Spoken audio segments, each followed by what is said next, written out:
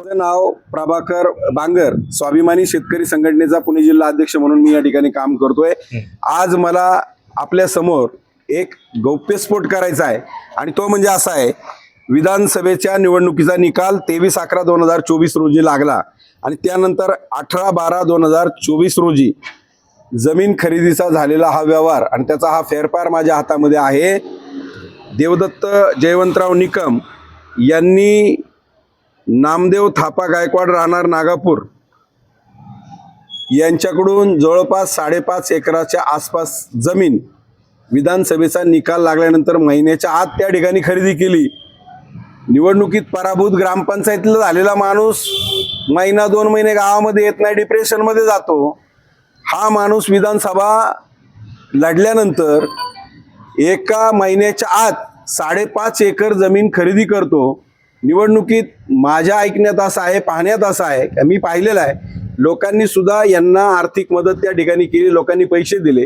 मग हे पैसे वाचून ठेवून अशा पद्धतीनं लोकांचा विश्वासघात केला, लोकांची फसवणूक केली आणि लोक निवडणुकीत पडल्यानंतर डिप्रेशनमध्ये जातात आणि या बाजारानं महिन्याच्या आत या ठिकाणी 5.5 एकराच्या आसपास जमीन खरेदी केली। म्हणजे हा यांचा खरा चेहरा आहे आणि हे जर खरं बोललं तर त्याच्या बगलबाच्यांना मिरच्या झोंबतात। आता एक जण मला व्हॉट्सअपवरती कमेंट करतोय, मी तुम्हाला दाखवल्या आणि व्हॉट्सअपला मला म्हणतंय निकम साहेबांबद्दल बोलू नका, तुम्हाला जर झोंबत असेल तर सार्वजनिक जीवनातून रिटायर व्हा, घरी बसा। आम्ही संघटनेतली चळवळीतली माणसं आहोत, सत्य जे काय आहे ते समाजासमोर मांडल्याशिवाय आम्ही गप्प बसणार नाही। देवदत्त निकम यांचं काम चांगलं आहे। विधानसभेला लोकांनी त्यांना पैसे देऊन निवडणुकीचा निधी दिला। त्यांची द्राक्षाची बाग आहे, त्या पैशातनं जमीन घेतली असेल। अहो यांची द्राक्ष म्हणजे काय सोन्याची द्राक्ष आहेत का सोन्याचे घड लागतात तिथं द्राक्षाला? अरे कसली जमीन आहे? आम्ही शेतकरी नाहीत, बाकीचे शेतकरी नाहीत, यांच्याकडे पैसे काय येत नाही। शेतकरी आधीच संकटात आहे, अडचणीत आहे। कर्जमाफीची मागणी आम्ही शेतकऱ्यांच्या वतीनं सरकारकडे करतोय, तेही सांगतायत आम्ही करतोय। पुन्हा वीज बिल माफीची करतोय। अनेक बाबतीत शेतकरी अडचणीमध्ये आहे, शेती तोट्याची बनत चाललेली आहे आणि मग शेती अशी कोणत्या पद्धतीची शेती ते करतायत की एवढं उत्पन्न त्यांना होतंय? जसं सुप्रियाताईंच्या वांग्याचे कितीतरी कोटी झाले तसे यांच्या द्राक्षाचे झाले का काय? म्हणजे हे फक्त लोकांची दिशाभूल करण्याचे प्रकार आहे। काढूनही त्यांनी जमीन खरेदी केली। इन्कम टॅक्स विभागाकडे मी याची चौकशी मागणार आहे, त्याची चौकशी झाली पाहिजे, मी तक्रार करणार आहे आणि खरं काय आहे हे बाहेर आल्याशिवाय प्रभाकर बांगर गप्पा बसणार किती नाही। रुपयाची जमीन घेतली असेल सुमारे? अंदाजे मला त्यांचं खरेदी खत पाहायला मिळालेलं नाही। त्याच्यामध्ये त्यांनी किती लाखाचा कोटीचा व्यवहार दाखवलाय, किती स्टॅम्प ड्युटी भरली, हे सगळं आता त्याच्या खोलामध्ये जावं लागेल। ते सगळं काढू आपण बाहेर आणि मग त्यानंतर सगळ्या गोष्टी आपण करू। तर निवडणूक होऊन वर्ष होऊन गेलेलं आहे, त्याच्यानंतर अचानक तुम्ही हा आरोप करताय? नाही, अचानक नाही, मी सहज माहिती घेतल्यानंतर हे माझ्या हाताला लागले आणि ते हाताला लागल्यानंतर मी तातडीनं तुमच्या पुढे हे मांडतोय। चौकशी व्हावी असं वाटतंय। हा, चौकशी व्हावी, माझं स्पष्ट मत आहे। शेतकरी, तुम्ही शेतकऱ्यांचे काही वारी म्हणून ओळखले जातात आणि शेतकरी पुत्रांनी जर जमीन घेतली तर तुम्हाला वाईट वाटायचं काय कारण? नाही, वाईट वाटतच नाही ना। मग अहो शेतकरी जमिनी खरेदी विक्री करतात, नाही असं नाही, पण मला काय म्हणायचंय, या माणसाकडे लगेच एवढे पैसे येतात कुठून? म्हणजे तुम्ही दाखवायचे जात वेगळे आणि खायचे जात वेगळे, तुमचे घेतले पाहिजे, आमचं काही म्हणणं नाही। मी सुद्धा 38 गुंठे घेतलेले पलीकडच्या सांडोली, जाहीरपणाने सांगतो। निवडणुकीत तुम्ही पराभूत झाल्यानंतर घेतली? नाही, आधी घेतलेली आणि त्याच्यावर उलट कर्ज काढून ती जमीन मॉर्गेज आहे, तुम्हाला सगळं देतो। माझे काढायचं असलं त्यांना म्हणू काढा, माझे सगळे पुरावे देतो। आणि माझ्या मिसेस चांगल्या जॉबला आहेत, तुम्हाला माहिती 2 लाखाच्या आसपास माझ्या मिसेसला पगार आहे। तिच्या सॅलरी स्लिपवरती लोन घेऊन ती जमीन खरेदी केली आणि काही पैसे आम्ही अनेक दिवसापासून साचून ठेवले होते कुटुंबातल्या उत्पन्नातून। माझे व्यवसाय आहे, त्या व्यवसायातनं म्हणजे गाड्यांचा व्यवसाय आहे माझा, एक टिपर संगमनेरला चालतो त्या ठिकाणी। अशा माध्यमातून त्यांनी कर्ज काढून घेतली असं ना जमीन? नाही, त्याची चौकशी होऊ दे ना, कुठून घेतले, काय केलं, त्यांनी क्लिअर करावं। तुम्ही आता राजकीय द्वेषातून हा आरोप करता का? अजिबात नाही। अहो मला आश्चर्य वाटलं, निवडणुकीत पडल्यानंतर ही पहिली घटना असेल की माणूस जमीन खरेदी करतोय महिन्याच्या आत, ही पहिली घटना असेल। पब्लिसिटी स्टंट नाही ना? आता हे काय स्टंट आहे का?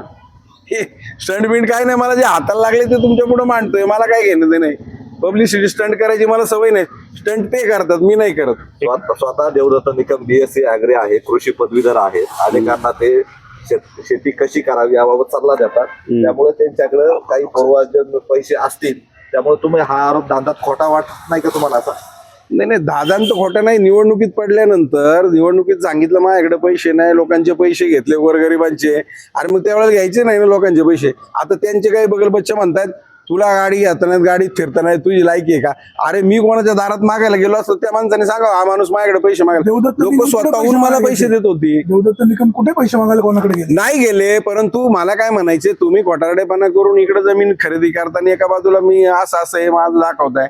मला काय म्हणायचे तुमचं खरं जे काय आहे वास्तव हे लोकांपुढे मी आणतोय. मला त्यांनी घेतली त्याचं दुःख वाटायचं कारण नाही, पण खरं काय आहे हे लोकांना पण कळायला पाहिजे. तुम्ही सुद्धा विधानसभा निवडणुकीत त्यांच्या बरोबर होता. मग त्यावेळेस समजा लोकांनी पैसे दिले असेल किंवा काय, त्यावेळेस तुम्ही हा आरोप नाही केला. आता आरोप करायचं नेमकं कारण अहो त्याच्यानंतर हा व्यवहार झालाय म्हणून मी म्हणतोय. त्यावेळेला कसं करेल आधीच व्यवहार नव्हता झाला. विधानसभेला जे नागरिकांनी त्यांना पैसे दिले त्या पैशातून ही जमीन खरेदी केली असा आरोप आहे का तुमचा? असंही होऊ शकतं. ते साठवून ठेवले असतील काही, असंही होऊ शकतं. प्रभाकरजी बांगर तुम्ही आता एवढा गंभीर आरोप करताय तर उद्या देवदत्त निकम यांनी तुमच्यावर आपण नुसकानाचा काय दावा दाखल करणारे करू द्या ना. नाही ती जबाबदारी तुमची. अहो करू द्या ना. मी काय म्हणतोय हे सातबारा सांग हे फेरफार माझ्या हातात हे खोटं आहे का?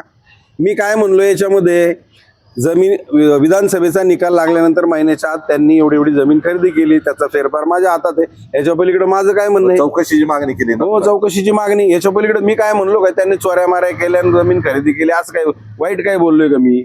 मी चांगलंच सांगितलं ना. जे माझ्या हाताला लागलं ते तुमच्या पुढे मांडले आणि वस्तुस्थिती सत्यस्थिती लोकांपर्यंत जावी की बाबा वास्तव काय. हा माणूस पडल्यानंतर महिन्याच्या आत लगेच खरेदी कशी काय घेऊ शकतो?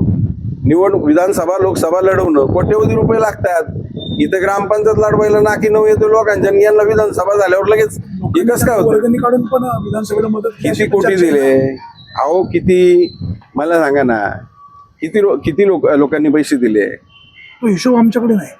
आता तो त्यांच्याकडे आहे का नाही मला माहित नाही. त्यांनाच विचारा किती दिले लोकांनी. आता आपण थोडी त्यांचे पैसे गोळा करायला होतो. त्याच्यामुळे त्यांनाच विचारा तुम्हाला किती दिले, किती उरले, किती राहिले, त्याचं काय केलं, काय हिसाब दिला का लोकांना त्याचंही सांगा. या आरोप आज थांबच आहे तुम्ही म्हणजे अहो माझ्याकडे आता मी सांगतोय काय हा त्यांच्या नावाचा पेपर दाखवतोय मी तुम्हाला मागापासून हातातच धरलाय. मी तेच बोलतोय. बाकी माझं काही म्हणणं नाही ना. जे वास्तव आहे की बाबा विधानसभेची निवडणूक झाल्यानंतर या माणसानं महिन्याच्या आत लगेच एवढं कसं काय? इथं लोक सांगतो ग्रामपंचायत पडल्यावर 2-2 महिने गावात येत नाही, झोपेतून उठते नाही काय काय आम्ही पाहिले. त्याला यांचं कसं काय एवढं? किती दिवस झोपले होते तुम्ही? कारण तुम्ही सुद्धा नाही ना. मी सांगतो ना. मी 3 दिवस वाणी साहेब होते की मी देऊला तुकाराम महाराजांच्या तिथं 3 दिवस अन्नत्याग करत बसलो होतो. मलाही टेन्शन आलं कारण जमीन मॉर्गेज ठेवून मी कर्ज काढून इलेक्शन लढवली. तरी माझ्यावर आरोप करतात. कर्ज आहे तुमचं? चला की तुम्हाला मी दाखवतो. कमलाच्या देवी पतसंस्थेमध्ये या कोणत्या दिवशी आता स्वप्नील होता की त्या दिवशी रजिस्टर ऑफिसला त्याच्या समोरच बाबा कशासाठी कर्ज काढले सांगा आणि कशातून मी निवडणूक लढवली. माझं काही झाकून नसतंय. तुम्हाला पण सगळं माहितीये. मी सगळं पार त्या तारखा वाईज सगळं देतो तुम्हाला. माझ्याकडे काही हरामचे पैसे नाही आहेत. काय केलं पाहिजे? तुम्हाला म्हणायचं त्यांच्या हरामचे पैसे असं म्हणायचे का? नाही हे बघा मी माझं सांगितलं. त्यांचं कायच आहे ते त्यांना विचारा बाबा त्यांनी कशातून घेतलं.